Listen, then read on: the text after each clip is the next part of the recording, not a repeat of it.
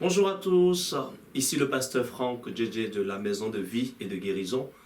Très heureux de vous retrouver dans cette vidéo pour aborder un terme assez sensible, un terme assez important d'ailleurs, supporter la tentation. La Bible dit dans Jacques chapitre 1 à partir du verset 12, « Heureux celui qui sait patiemment supporter la tentation ». Supporter la tentation, qu'est-ce que ça veut dire? Il ne s'agit pas comme si on nous passait un fil électrique et puis on dit on arrive à supporter une dose ou une intensité. Non, ça veut dire que savoir gérer la tentation, savoir gérer justement les propositions, parce que la tentation c'est ça, les propositions que nous fait l'ennemi. Vous vous rappelez dans le jardin d'Éden, comment est-ce que Satan vient rencontrer Ève et Adam et il leur propose quelque chose, en l'occurrence de manger à ce fruit que le Seigneur leur avait défendu. Et en même temps, il leur suggère qu'en mangeant de ce fruit, ils allaient devenir comme Dieu. Ils allaient avoir quelque chose qu'ils n'avaient pas encore. C'est ça la tentation. Ça nous fait miroiter quelque chose qui en réalité n'est pas. Mais la Bible dit, heureux celui qui sait supporter patiemment la tentation. Ça veut dire en réalité qui sait gérer, qui sait s'équiper, s'armer pour réagir vis-à-vis de cette proposition de l'ennemi. Dans Jacques chapitre 1, verset 13, la Bible nous explique c'est quoi exactement la tentation. La Bible dit qu'on est tenté simplement par ce qui rejoint nos désirs profonds, rejoint nos aspirations. Si tu n'es jamais, dans ton cœur, tu n'as jamais quelques intentions portées sur l'argent, personne ne peut te tenter avec l'argent. Mais si l'argent est pour toi un piège, effectivement, c'est un élément que l'ennemi peut utiliser pour te tenter. Ça peut être le sexe. Mais si en toi-même, tu es libéré de ces choses-là, l'ennemi ne peut pas te tenter avec. Mais si c'est pour toi une lutte quotidienne, ça va être pour toi justement la porte par laquelle l'ennemi va passer pour pouvoir te faire des propositions, pour pouvoir te faire des suggestions. Ça peut être l'orgueil de la vie, comme le dit la Bible. Le désir de paraître, le désir de se faire voir.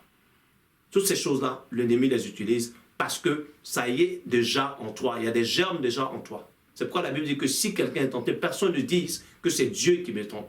Dieu n'est jamais tenté par le mal et il ne tente lui-même personne.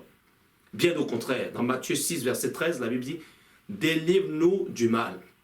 Ne nous induis pas en tentation, mais délivre-nous du mal. Donc ce que le Seigneur fait vis-à-vis de la tentation, le Seigneur te délivre. Dans 1 Corinthiens 10, verset 13, la Bible dit qu'aucune tentation, il vous est survenue, n'a été humaine. Qu'avec la tentation, Dieu aussi crée le moyen de pouvoir en sortir. Donc, lorsque tu es confronté à une tentation, ne t'avoue pas vaincu, parce que la tentation en elle-même n'est pas le péché. Comme le dit dans Jacques 1, à partir du verset 13, c'est lorsque la tentation a conçu qu'elle enfante le péché. La tentation en elle-même, ce n'est pas le péché. C'est-à-dire qu'il y a une proposition qui est faite et tu te détermines par rapport à cela. Mais lorsque tu succombes, effectivement, c'est là. Mais la Bible dit, dans 1 Corinthiens 10, verset 13 que nous avons cité tout à l'heure, Dieu donne les moyens de pouvoir sortir de la tentation. Alors, que faire vis-à-vis de la tentation? Bien aimé, la Bible nous enseigne, dans 1 Corinthiens 6, verset 18, de fuir le péché, de fuir l'impudicité, de fuir tout ce qui peut nous amener, peut nous traîner vers le bas.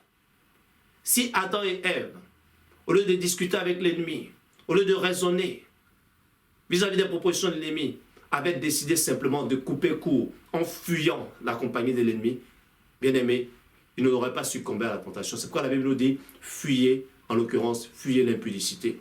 1 Corinthiens 10, verset 14 nous dit, fuyez l'idolâtrie. Tout ce qui peut nous détourner de l'amour de Dieu. Fuyez ces choses-là pour vous consacrer au Dieu vivant et vrai. 1 Jean, verset 2, verset 15, la Bible nous dit, n'aimez point le monde, ni les choses qui sont dans le monde, car l'amour du monde, l'orgueil de la vie, toutes ces choses-là viennent du monde et non de Dieu. Si on aime ces choses, effectivement, l'amour de Dieu, ça va arranger l'amour de Dieu, ça va grignoter l'amour de Dieu en nous et ça va nous entraîner vers le monde. Dans Apocalypse 2, verset 10, la Bible dit, car celui qui sera fidèle jusqu'à la mort, il donnera la couronne de vie. Et Hébreux 12, verset 4, il dit, Jusque-là, vous n'avez pas encore résisté jusqu'au sang en luttant contre le péché. Vous savez, des fois même, mieux vaut accepter de perdre la vie en gardant son héritage, en gardant la foi, en gardant sa communion avec Dieu, que de succomber, que d'abandonner, que de se laisser vaincre par la tentation. Le Seigneur te dit, supporte patiemment la tentation. Pourquoi? Parce qu'au bout, il y a la couronne qui est offerte à ceux qui vainquent. Que Dieu te bénisse, que Dieu te fortifie et sache que tu n'es pas vaincu d'avance. Tu es dans le camp des vainqueurs. La Bible dit dans Romains 8 que nous ne sommes plus que vainqueurs par celui qui nous a aimés, car aucune chose ne peut nous séparer de l'amour de Dieu manifesté en Jésus. Que Dieu te bénisse, que sa grâce soit sur toi. Ici le pasteur Franck pour la maison de vie et de guérison. Sois béni et à très bientôt dans une autre vidéo.